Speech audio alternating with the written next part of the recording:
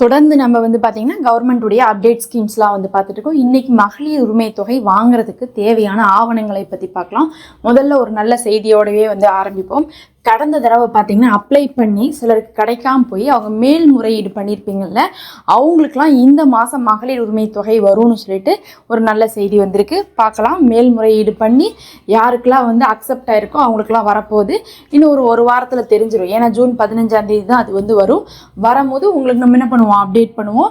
அதில் நிறைய பேர் அதை பற்றி கமெண்ட்டில் கேட்டுக்கிட்டே இருந்தாங்க. நாங்கள் போன தடவை அப்ளை பண்ணியிருந்தோம், மேல்முறையீடு பண்ணியிருந்தோம், ஆனால் இன்னும் பதில் வரலன்னாங்க. அவங்களுக்குலாம் இந்த தடவை வந்து பார்த்திங்கன்னா காசே வரப்போகுது. பார்க்கலாம். வந்ததுக்கு பிறகு நம்ம வந்து அதை மிஸ் ஆனவங்க என்ன பண்ணணும், இன்னும் அப்ளையே பண்ணாதவங்க என்ன பண்ணணும், ரிஜெக்ட் ஆனவங்க என்ன பண்ணணும் அப்படிங்கிறது நம்ம அந்த சமயத்தில் என்ன பண்ணலாம், இன்னும் ஒரு வாரம் கழித்து அது வந்ததுக்கு பிறகு போடலாம்.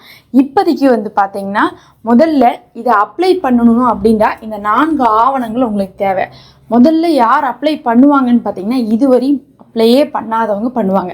அதாவது எனக்கு இந்த மாதம் காசே வரல, இதுவரை எனக்கு காசே வந்ததில்லை, மகளிர் உரிமை தொகைக்கும் எனக்கும் எந்த ஒரு சம்மந்தமுமே இல்லை, நான் ஒரு தடவை கூட காசு வாங்கலைன்னு சொல்கிறவங்க அப்ளை பண்ணுவாங்க.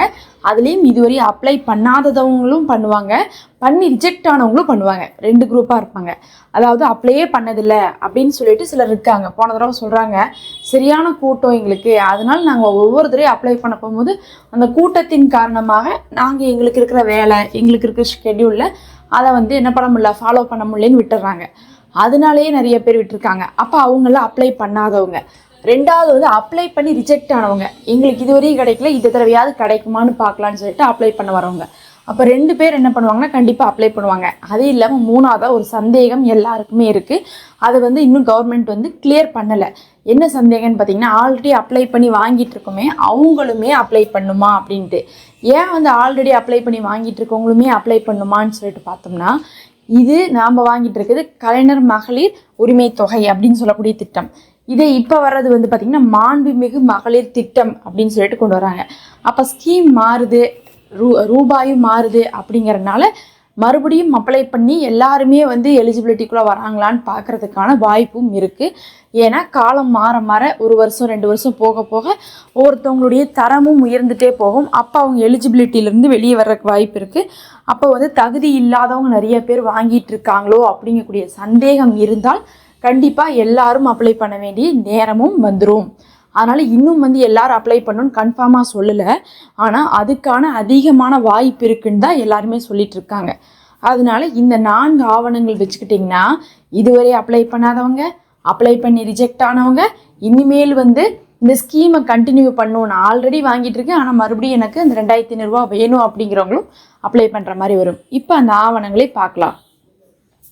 அதில் முதல் ஆவணம் என்னன்னு சொல்லிட்டு பார்த்தீங்கன்னா, நமக்கு அவங்க வந்து இதை எந்த அடிப்படையில் கொடுக்குறாங்கன்னு பார்த்தீங்கன்னா குடும்ப அட்டையுடைய அடிப்படையில் தான் இந்த மகளிர் உரிமை தொகையை கொடுக்குறாங்க. ஏன்னா இப்போ வந்து அவங்கள பொறுத்தளவுக்கு இந்த மகளிருக்கு நம்ம வந்து தொகை கொடுக்குறோம், அவங்க வந்து வேலை இல்லாமல் இருக்கிறாங்க, அதனால அவங்களுக்கு இது ஒரு செலவுக்கான ஒரு வருமானமாக இருந்துட்டு போட்டுன்னு கொடுக்குறாங்கன்னா அதை எப்படி வந்து எந்த அடிப்படை அப்படின்னு பார்க்கும்போது அவங்க என்ன பண்ணுறாங்க, ரேஷன் கார்டை ஒரு அடிப்படையாக வைக்கிறாங்க. அப்போ அந்த ரேஷன் கார்டு மட்டும் உங்களுக்கு முதல் விஷயமாக தேவைப்படும். அது இல்லாமல் ஒன்றுமே செய்ய முடியாது. இதுக்காகத்தான் இப்போ கவர்மெண்ட் என்ன சொல்லியிருக்காங்கன்னா, நிறையா பேர்கிட்ட ரேஷன் கார்டு இல்லை, அவங்களாம் அப்ளை பண்ணிட்டு காத்திருக்காங்க. போன தடவை மகளிர் உரிமை தொகை வாங்க முடியாததின் காரணம் கூட அதனால தான். அதனால இந்த தடவை ரேஷன் கார்டை சீக்கிரமாக கொடுங்கன்னு சொல்லிட்டு இப்போ ஒரு 10 நாளைக்கு என்ன பண்ணியிருக்காங்க, அதிரடி உத்தரவு கொடுத்துருக்காங்க. அதனால் அப்ளை பண்ணவங்களுக்கும் சீக்கிரமாக ரேஷன் கார்டு வந்துடும், அப்ளை பண்ணாதவங்களும் பண்ணிக்கோங்க. அது இல்லாமல் சேஞ்ச் பண்ணணுங்கிறவங்க சேஞ்ச் பண்ணிக்கோங்க. யார் சேஞ்ச் பண்ணும் அப்படின்னு சொல்லிட்டு பார்த்தீங்கன்னா, ஒரு உதாரணத்துக்கு இது வந்து 18 வயசுக்கு அப்புறம் இருந்தே என்ன பண்ணுறாங்க, அதாவது கல்யாணத்துக்கு பிறகு இருந்து உங்களுக்கு வந்து 60 வயசு வரை என்ன பண்ணுவாங்க, உங்களுக்கு மகளிர் உரிமை தொகை கிடைக்கிற மாதிரி ஏற்பாடு பண்ணுறாங்க. அப்போ சிலர்லாம் வந்து என்ன பண்ணுவாங்கன்னா, கல்யாணத்துக்கு முன்னாடி அவங்க அம்மா அப்பாவோடு வந்து ரேஷன் கார்டில் பேர் இருக்கும், கல்யாணத்துக்கு பின்னாடி அதை பிரிச்சுக்கவே மாட்டாங்க, அப்படியே விட்டுருப்பாங்க. சரி அது ஒரு பேரை மாத்திரனால என்ன ஆயிரப்போகுதுன்னு விட்டுருப்பாங்க. ஒரு சிலர் என்ன பண்ணியிருப்பாங்க, பிரிச்சிருப்பாங்க, ஆனால் மாமியார் கார்டோட போய் சேர்த்திருப்பாங்க. அதாவது கல்யாணம் ஆகி போன உடனே என்ன பண்ணுவாங்க, கூட்டு குடும்பமாக இருந்திருப்பாங்க, அப்படியே போய் அந்த கார்டோட சேர்த்து விட்டுருப்பாங்க. அதுக்கப்புறம் அவங்க தனி கொடுத்துன்னு போயிருப்பாங்க, ஆனால் அங்கேருந்து பிரிச்சிருக்க மாட்டாங்க. மொத்தத்தில் அம்மா கார்டில் இருந்தோ இல்லை மாமியார் கார்டில் இருந்தோ பிரியாமல் இருப்பாங்க. அப்போ என்ன ஆயிருக்குன்னா போன தடவை அவங்களுக்கு அவங்க அம்மா கார்டில் இருக்கக்கூடிய அம்மாவுக்கும் மாமியார் கார்டில் இருக்கக்கூடிய மாமியாவுக்கும் மகளிர் உரிமை தொகை கிடச்சிருக்குமே தவிர இவங்களுக்கு என்ன இருக்காது, கிடச்சிருக்காது. ஏன்னா ஒரு கார்டுக்கு ஒருத்தவங்க தான் கொடுக்குறாங்கங்கிறனால கிடச்சிருக்காது. ஆனால் இப்போ வந்து பார்த்திங்கன்னா உங்களுக்கு தனி சமையலறை நீங்கள் வந்து இருக்கீங்க, ஒரு கூட்டு குடும்பமாக இருந்தாலும் கூட தனி அடுப்பு வச்சு நீங்கள் சமைக்கிற மாதிரி இருந்தாவே நீங்கள் என்ன பண்ணலாம், தனி ரேஷன் கார்டு வாங்கிக்கலாம்.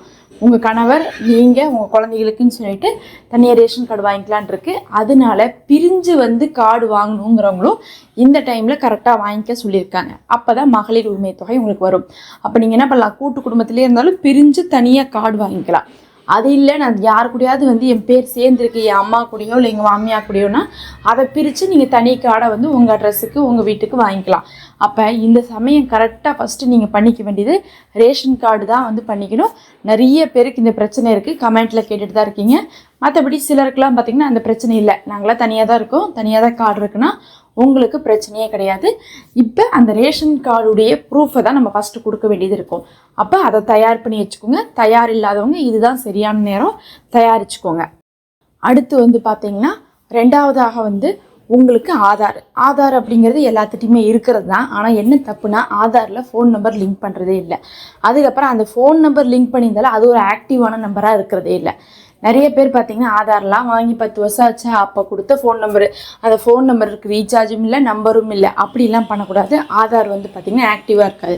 அதனால் ஆதார் வித் ஃபோன் நம்பர் நீங்கள் லிங்க் பண்ணியிருக்கணும். அந்த ஃபோன் நம்பரை நீங்கள் ஆக்சஸ் பண்ணுற மாதிரி இருக்கணும்.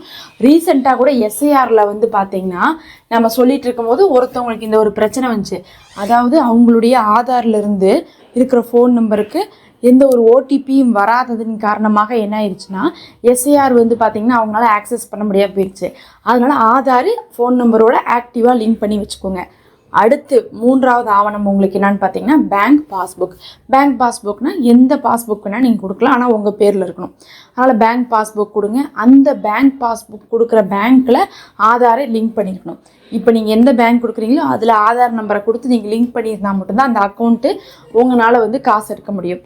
நிறைய பேர் போன தடவை அந்த தப்பு பண்ணாங்க.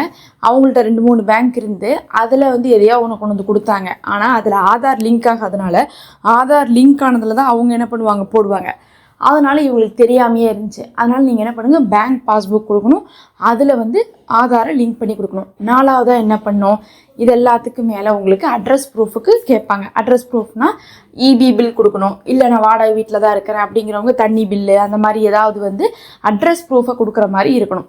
அட்ரஸ் ப்ரூஃப் கொடுத்தா தான் உங்களுக்கு அவங்க வந்து கொடுப்பாங்க. இதெல்லாம் பார்த்துட்டு உங்களுக்கு என்ன பண்ணுவாங்க, இந்த ஸ்கீமுக்குள்ளே உங்களை வந்து விடுவாங்க. அதில் வந்து பார்த்திங்கன்னா வருமானம், அதுக்கப்புறம் ஒரு குடும்பத்தில் இருக்கக்கூடியவங்க எத்தனை பேர் வந்து வருமானம் சம்பாதிக்கிறாங்க, இது எல்லாத்தையுமே அவங்க என்ன பண்ணுவாங்க பார்த்துட்டு ஃபில்ட்ரு பண்ணுவாங்க. உங்களுக்கு ஃபார்ம் கொடுக்கும்போதே அந்த ஃபார்மில் இதெல்லாம் கேள்வியாக கேட்பாங்க.